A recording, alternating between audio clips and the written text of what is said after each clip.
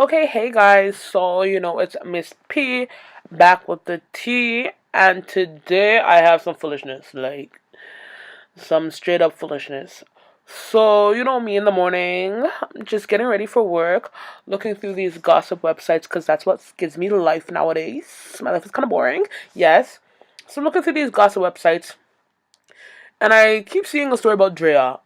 I don't even read it because I'm like, there's always something about Draya.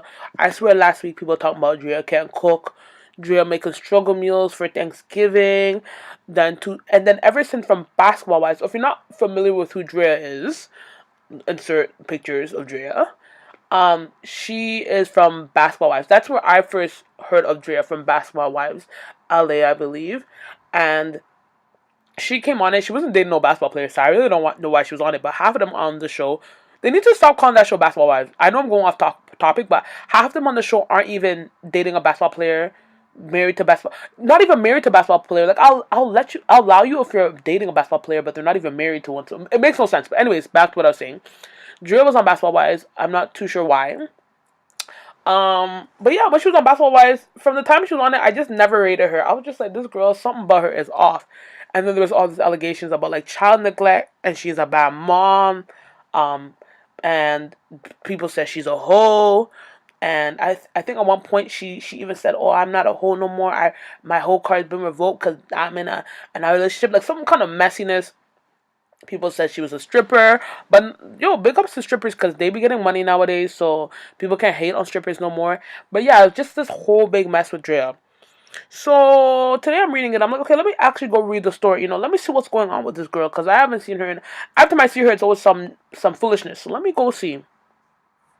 So I'm reading the story and it's talking about Drea and her parenting skills. I'm like, damn, this girl can never catch a break. So I'm like, let me read the story because a lot of people, they once somebody's labeled like a bad mom or a bad this, a bad parent, they'll run with it. So I'm like, let me actually read it and see if there's actually any kind of evidence. I'm investigating for you guys. Evidence saying that she's like not a good mom. So I'm there and I'm reading the story, and the story is about her son, her oldest son. I guess he's in school. They have to say a speech in front of the class, and the teacher is making them go home and say the speech out loud 5 times, and then the parents have to sign off on it every time the child says the speech. Okay, cool. I'm reading. I'm like, okay, what's the issue with that? Then I think she was saying over the Thanksgiving weekend, he had to say the speech over a ridiculous amount of times, like 18 times, and she had to sign off on it, and it's getting annoying. And she didn't want to sign off on it no more. And then she showed a text message from her son saying, "Oh mom, why didn't you sign the paper? I lost points from it." And then she's talking about, "Oh, I can write a rude letter to your teacher." So the main issue from when I read everything was that Drea was annoyed that her son had to keep revising the speech and that she had to keep signing off on it every time he revised the speech. Um, and that was annoying to her. All right. See, Drea, this is why people roast you. And everybody's entitled to their own opinion. But from me, from an outsider looking in, it's not that serious. Like, every teacher does their teaching ways differently. And I don't know what kind of school your son goes to. It might be a school that is very, like, serious about education, which is great. But I don't see what harm there is from the teacher making sure that your son is very prepared for his speech. That's what I see. I don't see anything else with that. Yeah, I think it might be a little bit annoying that you have to sign off on it. But, like, isn't that good that you're signing off on it to make sure that your son actually knows what he's doing? Because, worst case scenario, your son's not really practicing. You're not really signing off on it. He grows up in front of his class, doesn't know his speech, doesn't know what he's saying. He gets a bad mark. He's embarrassed. And that all could have been avoided by you just practicing with him. Or, for another extreme, say your son practices all the time and he does know the speech, who cares? Just sign it off. Like, what's the big deal? Just sign off, say he did it.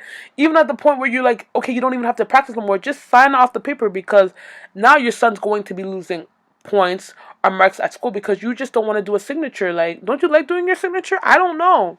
So yeah, I was reading the story and I'm like, Drea, that's why people look at you with side eye because it isn't never that serious for you to be upset that the teacher, your son's teacher, wants him to practice his speech a lot so that he's well prepared. Like, and it might not even only be about practicing the speech. The teacher, I don't know specifically what the teacher wants. But for me, maybe the teacher wants to instill in your son and the other students that, make sure you practice things in life, even if you have to practice it again and again and again and again, so that you're always prepared. Because it's better to be prepared. Because if you're not prepared, then you're prepared to fail, right? So I don't know if that's exact quote, but I know something about that. But being prepared is very good, especially instilling it at such a young age. So yeah, I don't know about Draya. I don't know about your girl. You guys need to come get your girl, come get your friend, come get your cousin, because I don't understand about Draya. And then she wants to be upset when people say, Draya, you might not be the best mom. I don't know if this situation can count towards her parenting skills, but for me, I don't think it's that deep.